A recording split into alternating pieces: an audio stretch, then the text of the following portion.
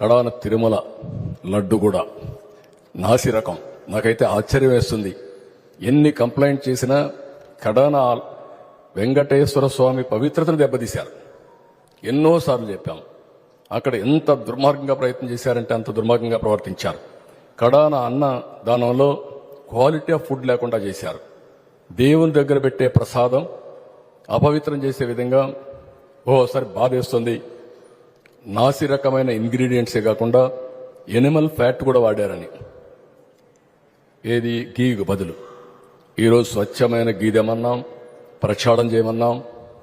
నాణ్యత పెరిగింది, ఇంకా కూడా నాణ్యత పెంచుతాం. అల్టిమేట్గా వెంకటేశ్వర స్వామి మన రాష్ట్రంలో ఉండడం మనందరి అదృష్టం. ప్రపంచం అంతా మన దగ్గరికి వచ్చే పరిస్థితికి వచ్చారు. అలాంటప్పుడు వెంకటేశ్వర స్వామి పవిత్రతను కాపాడుకోవాల్సిన బాధ్యత మనందరిపైన ఉంది. ఇది కూడా చేస్తామని చెప్పి కూడా నేను మీకు తెలియజేస్తాను.